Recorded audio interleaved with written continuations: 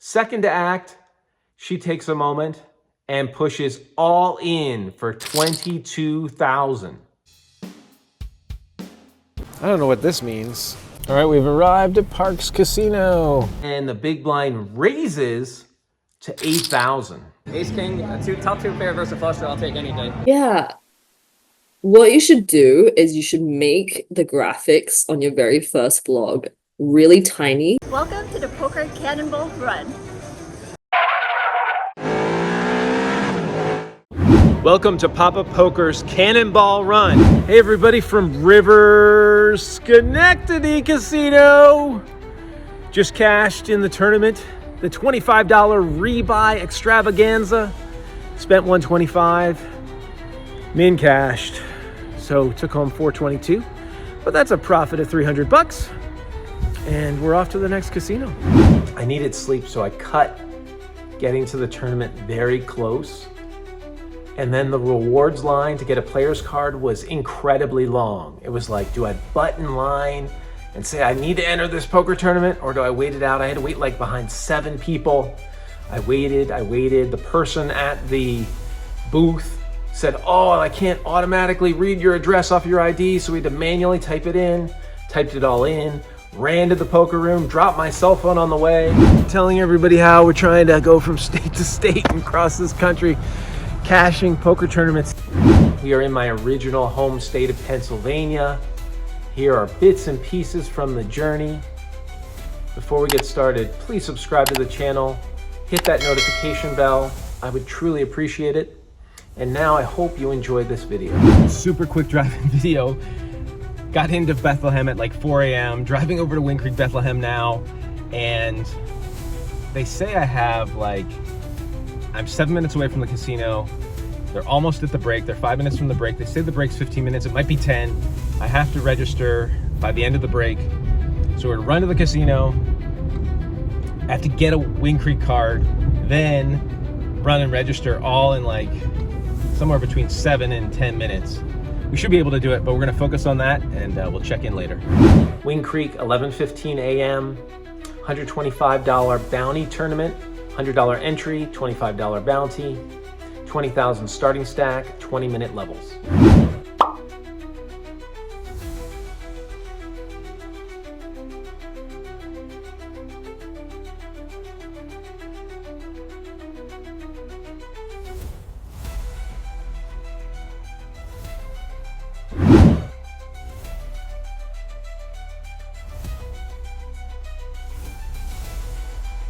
Very new, nice little cool spot, connected to the mall.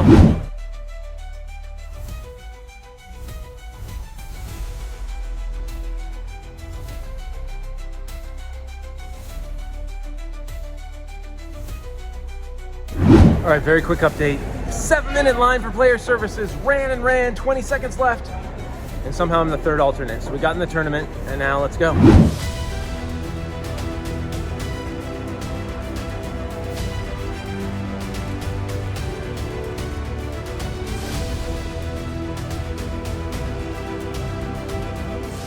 Obligatory 500, 1,000, 1,000.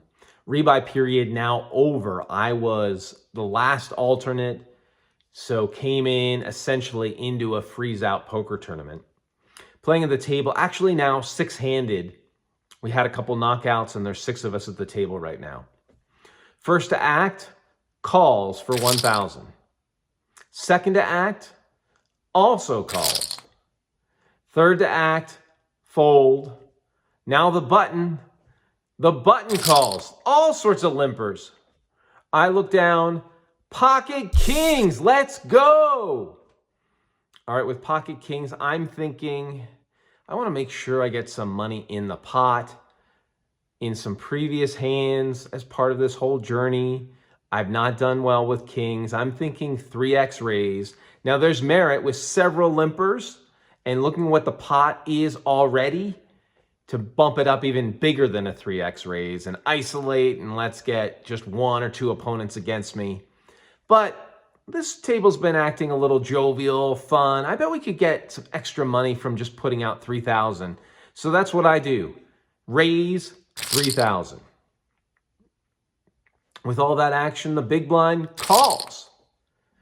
Back to first to act. First to act also calls. This is a huge pot. Everybody's playing. Second to act, she takes a moment and pushes all in for 22,000. All right, now a lot more serious. The button folds back to me. What does she have? She can't have aces, right? There's no way she has aces. She's either got ace king or another strong pair, but worse than kings, right? I'm ahead of ace king. If she has a worse pair, we're way ahead. I push all in 20,000. Big blind folds, first to act folds. Let's flip them over. I show pocket king. She shows ace king suited. All right, strong hand. We are still way ahead. Although, as we're going to the flop, one person says, oh, by the way, I folded a king. Okay, good to know, good to know. Flippity floppity. Ace, 10, deuce. No! I just started this tournament and I am in deep trouble. Yikes, yikes. Not good. Did anyone else have an ace? Too late now. Oh, here's the turn. The turn, jack of diamonds. All right, that's life. Now we need either a king or a queen, but all the kings are theoretically gone, so we need a queen. Here comes the final card. The river, 8 of spades. That's not going to do it. We are knocked out with 44 players remaining. We were third alternate. We entered super late. We actually sat down at the main event table, table 1. And if we'd done well, we would have just kept sitting there till the end. This tournament paid like 10 people, which was great. It looked like, you know, some of the staff were like, "Oh, you'll do fine here." Well, who knows? We ended up 6-handed. We lost several different people at the table. I had won one hand, lost another hand. So we were right around the starting stack, 20,000 in chips. Second to act, goes all in, folds over to me. I go all in. So much money on the table. I've got kings.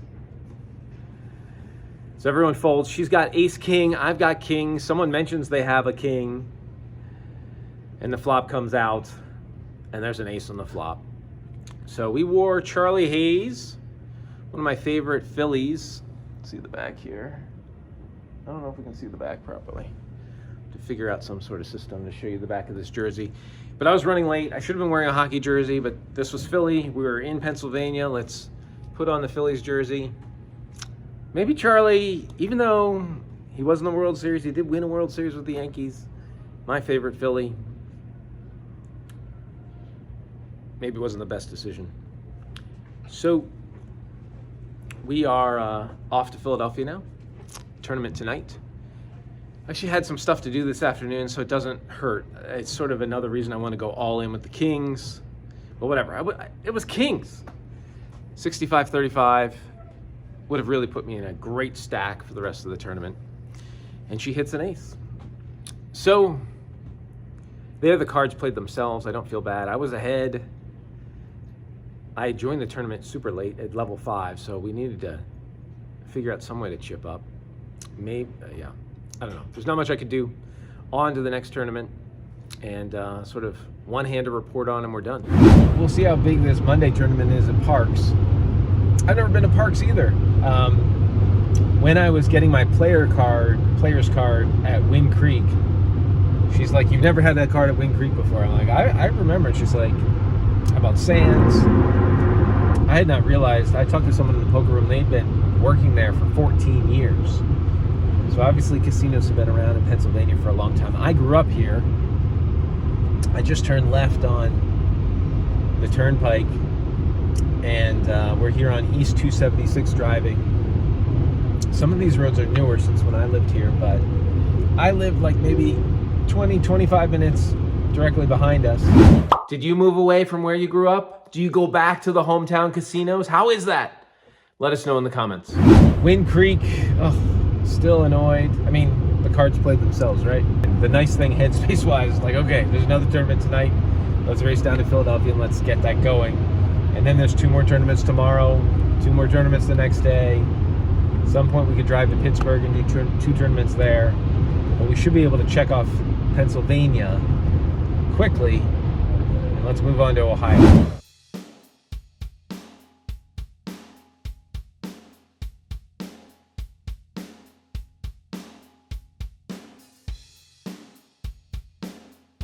We're in Philadelphia, a little railroad crossing. Welcome to 317, the Hampton Inn and Suites in Bensalem. And all these hotel rooms are starting to look alike, right? 2 double beds, just in case we need an extra bed for maybe putting our stuff. Very nice potty. So we got the bathroom set up, we got the closet, the TV, the desk. I'll call this home for a night. Welcome to Hampton Inn, Bensalem, everybody. We need a quick bite before this tournament. We broke down and went to Panda. All right, here is our Panda Express for dinner.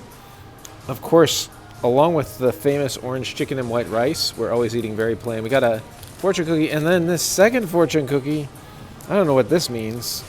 Some sort of mess up in the process. There's very little. And very, very little as far as the fortune cookie. So we'll dig in. All right, we've arrived at Parx Casino.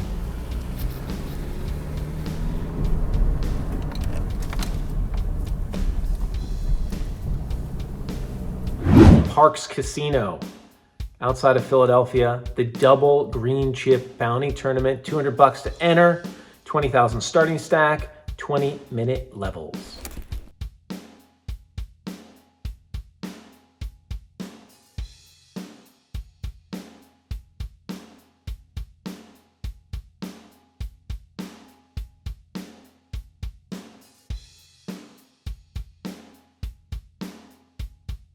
Obligatory 200, 400, 400.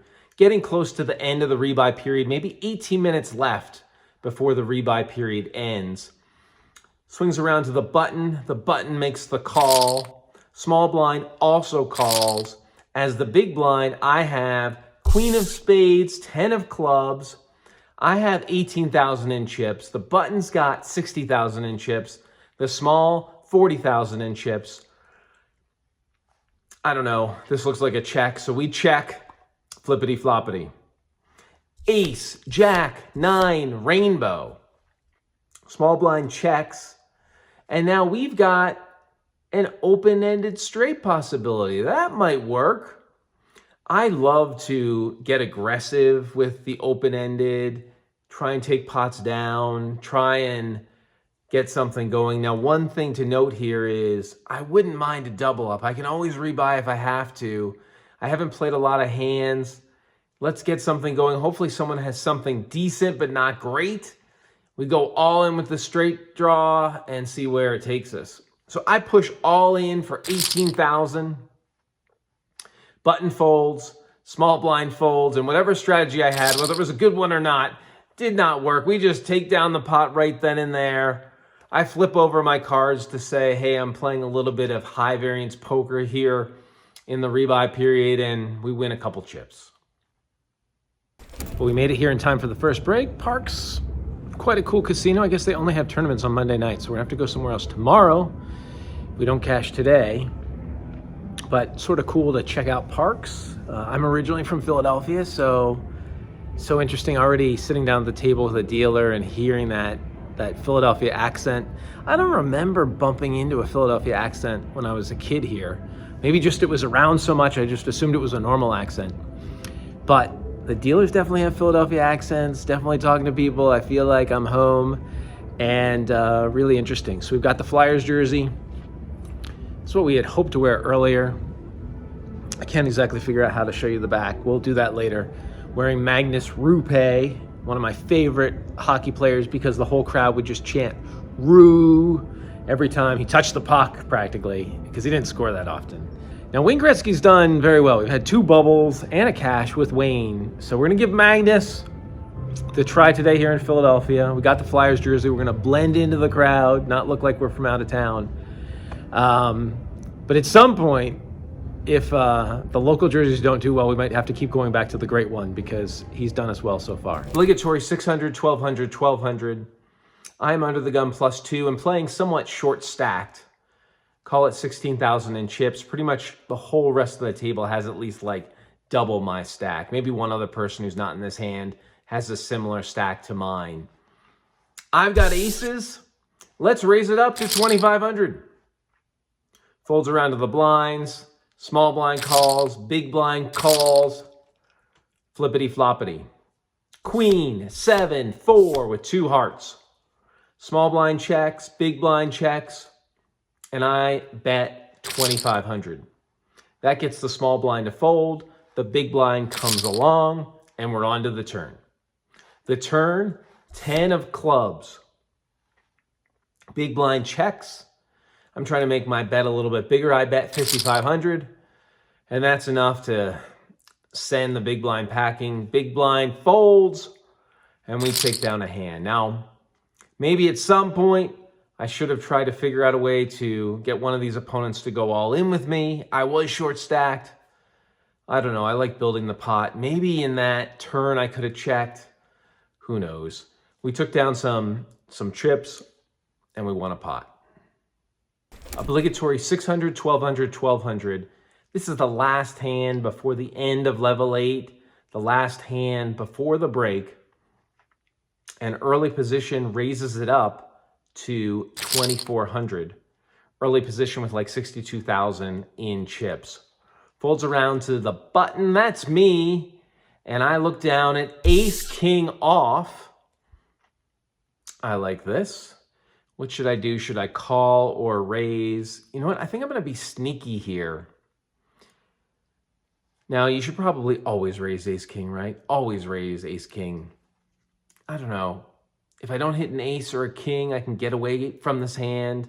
I want to preserve my stack. It's right before the break. Let's not do anything crazy. I just call. Over to the big blind. The big blind also calls. Big blind started with like 53,000 in chips. Flippity floppity. Ace, king, 7, 2 spades. This is a good flop. Nice. Big blind checks. First to act checks. And now I've got 2 pair. Let's bet 3,000. All right, let's see who has a hand here. Big blind now thinking a bit. All right, come on, big blind. Come in with an ace that we dominate with our 2 pair. Let's go. He keeps thinking. And then the big blind raises to 8,000. Well, that action is enough. First to act folds. Back to me. What does this guy have? We have to be ahead. We just have to be ahead of this guy. All right, let's keep building this pot. Let's do a min click raise. Raise it up. 16,000. Big blind. Looks me over. Looks me up and down. Takes another moment. And then the big blind goes all in for north of 50,000. Now, of course, whatever his stack is, he goes all in. This puts me all in. And again, my 2 pair have to be good. What does this guy have? Hopefully he has an ace that we just dominate, right? There's got to be some sort of ace versus ace that we can win here. We make the call, all in, flip them over. And I flip over my ace king for 2 pair, and he flips over his 2 spades. He is on a flush draw. So let's see how this goes. This is a little more dangerous than I realized. Okay, the turn, 3 of spades, and we are in deep doo-doo. Why did I go all in? Ugh.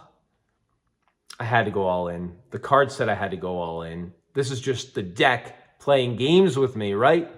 We still have a few outs. There's still a chance at a full house. Here's the river, 10 of diamonds, and that's no help from the deck. We are off to the showers. We're here with Tim. Tim, I just got knocked out. Ace King, top two pair versus flush draw. I'll take any day. Like you said, 65-35. Yeah, 65-35, Take it and any day. that was rough. A turn, of course, a spade. Can't help that. Oh, yeah. Well, at least it was quick, right? Yeah, So he had, quick and easy. my opponent had ace-6 of spades, and there were 2 spades out there, and the 3 of spades came right on the turn. So how long have you been playing poker? Legally or illegally?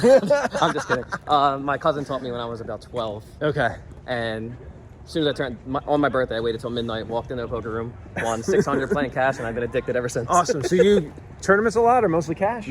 All tournaments now. I've been Okay. playing, yeah, been grinding tournaments. I had, I think my biggest cash was Brigada. I came in 9th place in one of their $500, 500K. Oh, wow. Tournaments. Yeah, for like maybe $6,000, something like that. Awesome. So I've been trying to truck along, but it's hard. Well, tournaments are rough, you know? Yes, it's very fun. Tournaments are rough. All right, well, it was very nice playing with you. Good luck. Go get your charger. Good luck on Take your, it easy. Good luck on your journey. I'll be following along. I've got stuff to do. I got laundry to do. I got exercise to do. We'll fit those in as fast as we can. And there's more tournaments tomorrow. So here in Pennsylvania, the nice thing is there's always 2 tournaments the next day. It certainly changes the vibe. You're not as torn up when you don't cash. So that's the update. And I'll try and be back at it tomorrow. At the end of each video, I include a P&L tracker of how I'm doing on the trip. Check that out. In the meantime, let's talk to poker player Jenny Ding. And I am in the midst of a cross-country trip from New York to California playing poker. And this is my first time vlogging. And when I think about vlogging, I think about everything that you've been doing as a new person in the vlogging world. Can you tell us a little bit about maybe your world of poker and how you got into vlogging? Yeah, absolutely. So I've been playing poker for a while now. I started playing poker in 2016 in Melbourne, Australia. And back in those days, I played predominantly 1-3 and 2-5 while I was working. So poker was just a bit of a side hustle. And then I went to business school, so I took a break for 3 years and just decided to focus on my career, but restarted again this year, actually last year, when I moved to Vegas. So I started vlogging like a couple of months ago. I decided one weekend that I was just going to do it. And I was like, I'm just going to film this for my friends and family. Because, you know, people at work ask me like, you know, how was poker this weekend and stuff like that. And I feel like people, there's some interest on that side of my life, into that side of my world. So yeah, I decided to just film it. And then I knew it was going to be like a really painful task editing it, which is why I had the whole weekend to do it. And then I pretty much spent, I don't know, it must have been like over 24 hours on the first vlog.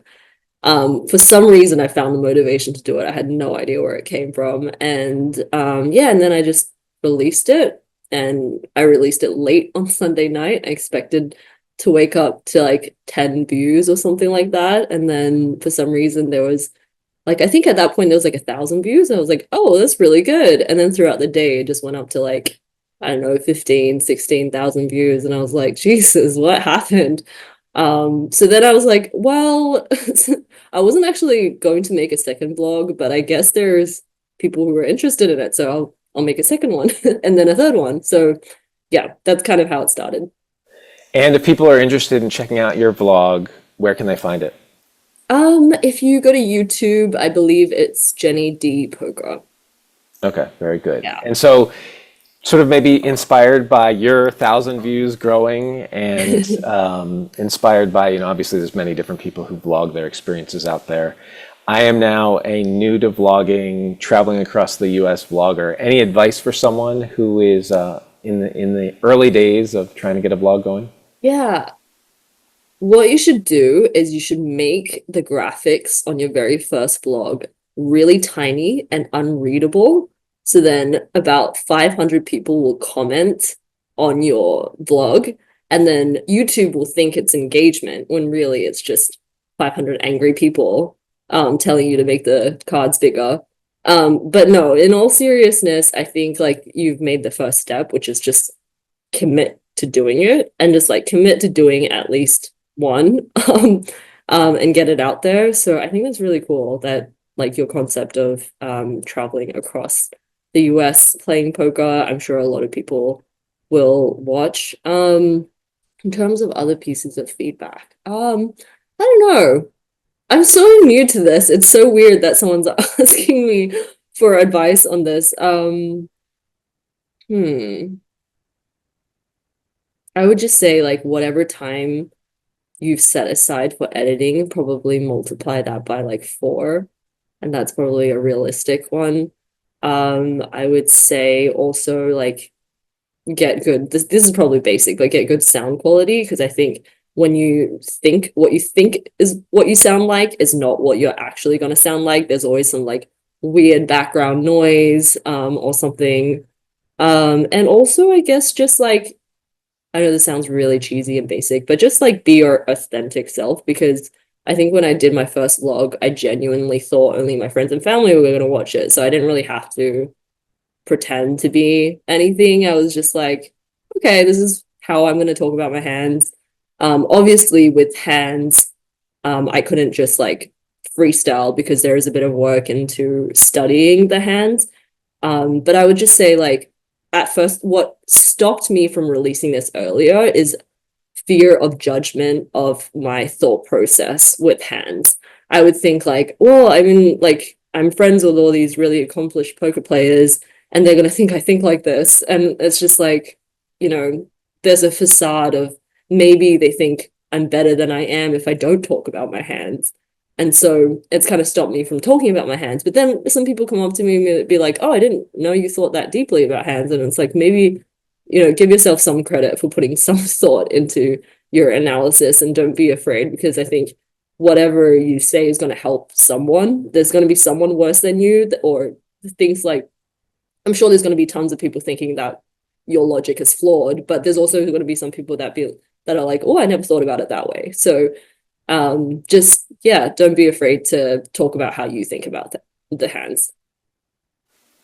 I love that advice, because I don't know if I've been doing enough of that as I've been talking about hands, like even just inserting what my thought process was. So that's great advice. Yeah, I mean, it really depends, because some vloggers don't really go in depth about hands because their target audience is people who just watch for entertainment, and that's fair, because I sometimes just watch vlogs for entertainment. I don't really care about the analysis, and then sometimes I really care about the analysis and I really want to watch training videos. So it really depends. And for me, like I didn't have a set target market. Like I said, I was just like releasing what I wanted to release, and I think I kept doing that, which is probably to my detriment. I'm sure like I probably get more views if I stuck to one concept or fit into like a certain theme, but for me, I was just like, I wouldn't have the motivation to do that. This is like not my like job or anything. So I just kind of, I need to do something that feels like this is what I want to share. This is what I want to look back on in 10 years. So yeah, it really just depends on what your objective is. Well, certainly one of my objectives was, if I'm going to drive across the country playing poker, yeah, let's have it saved for posterity. Like, I don't want to just do it and then not have it. So everyone out there, like, I want to save this for posterity, but if people enjoy it, that is great. One thing I've noticed in what you've done is I've seen a lot of hands at the Win. Like, does the Win allow recording? Do you have to get special approval? How did you set up everything you've been doing at the Win? Yeah, I basically went to the Win and just asked the person who was in charge there that day if I could record. And they said I'm only allowed to record on 510 and below. So I kind of just stuck to that. And then I was on the first day, I was really shy and asked everyone on the table, is it okay if I record? And even then the floor walked past me and was like, you don't have to do that, it's fine. And since then you kind of just get more comfortable with it. I know in Bellagio there is an approval process. So Jamin, you might know Jamin. Yeah, he sent me the link to it. I can also send it to you for like, you just fill out this form. I still haven't done it yet. And then they will approve you, and then you're approved for all MGM properties, I believe. And then, yeah, I haven't really, I mean, I went to Park Casino last weekend, but I emailed them before I went and asked if I could film, and they said no. So I think it just varies casino by casino. And honestly, sometimes you can just probably be sneaky with it. With Park, I didn't film any of my hands. I just got some footage of the casino and then I just went home and just like talked about the hands. So yeah, it's you can probably try and be sneaky, but I think filming at the table is going to be a little hard if they don't allow you to film. I am a total tournament player. I don't do cash. Oh, And okay. tournaments is a whole different animal. And then some of the places I've been going, they don't even want you filming like in the poker room period, let alone at the Right, table, yeah. which is all part of this challenge. So Yeah. if I can't, which so far is everywhere, then I'm just recreating the hands and taking notes and then putting up graphics Yep. on screen Yep. so that Yep. everyone can see what happened. But Yep. it's all sort of part of the process. And then Yep. one more question, starting in New York, when you moved to New York for the first time, did you play poker in New York? What was your sort of poker experience in the world of New York City? I had zero poker experience in New York City. I think I was fully immersed in business school. You know how it is. And yeah, there was like no live poker, which is probably what I enjoy. And then with online, we had this poker group it was hosted on Poker Now, but it's all CBS, Columbia Business School, like alumni or current students. So we would hop on there like every week and play a little bit, but nothing serious. Yeah. Yeah, most of my poker experience in New York was like charity tournaments. It's like, Oh, okay. you know, Yeah. there's one for the Bonaconti Fund, sort of a charity donation that I did several years, which was a lot of fun, and would Very bring out cool. celebrities and some of the New York Knicks and some of the famous poker celebs. Very But that whole New York scene, I never played in any of the clubs that people would tell me about. My Right. my experience was always an occasional trip to Atlantic City or something like that. Right. So, Yeah. I mean, besides that, business school is so expensive that I had zero disposable income that I'm like, this is like, I literally would be taking like extra loans to be able to play poker, and have some sort of a bankroll. So yeah. Okay. So have you started traveling yet? yeah, so I am trying to cash in each state that I travel across the Oh, country. okay. Okay. So I started in New York City, then I drove up to Turning Stone and River Schenectady in New York Right. State, and Wow. I'm now in Pennsylvania at Parx Casino in Yep. Philadelphia. So Very cool. Well, good luck. Wait, have you cashed so far in every state? so so I started in New York, and I played for one weekend. There were 3 tournaments, and I bubbled one and didn't cash in 2, Oh and no, became that's so very close. frustrated. Yeah. Now, I've talked to some people, they say that they would plan 10 tournaments if they wanted to. Do you know about flag hunters? No. So Oh, on like across the different countries. different Yeah. countries. So Yeah. I've talked to flag hunters, and they try to um, plan on like 10 tournaments. Like, theoretically, you should be able to Yeah. cash in like 10% of the tournaments. So I'm trying to Yeah. have that in my head. In New York, they only have tournaments one day per weekend day. So Yeah. those 3 tournaments, and I bubbled one, and literally I could have sat and waited and cashed, and I didn't. I, had top pair, and the guy had an open-ended straight and hit the open-ended straight. Oh, So then I got knocked out on the bubble. yeah. I flew home to Vegas. I live in Vegas as well, and then flew back out this past weekend and bubbled again at Turning Stone on Saturday, and then I cashed last night at River Schenectady. Oh 26 my. people, and I finished 4th and 4 cashed. So Okay. Okay, so here's a question then. Does that mean that you change your strategy when it comes close to the bubble because you're just trying to cash whereas other people are trying to win? So, I mean, correct. I am completely focused on cashing. So, okay. and checking the box. And then after I cash, then I revert to, well, let me now try to win the tournament. Yeah. But Okay. and I don't tell anyone that I'm up against. So Yeah, strategy yeah. wise, Yeah. they don't know that, because they're probably all trying to do as well monetarily as Yeah. they can. Yeah. I am focused on cashing, Yeah. and then I'll change gears once I hit the cash threshold.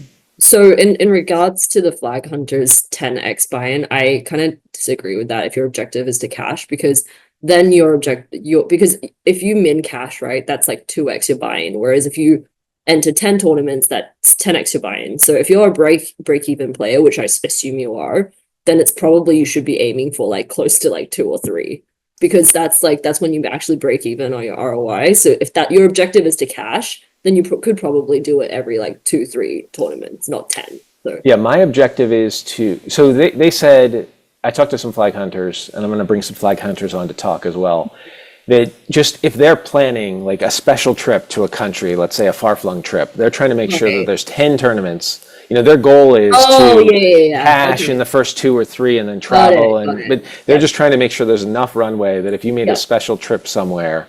That makes sense. Yeah. Certainly my goal is to just cash as fast as possible. Yeah.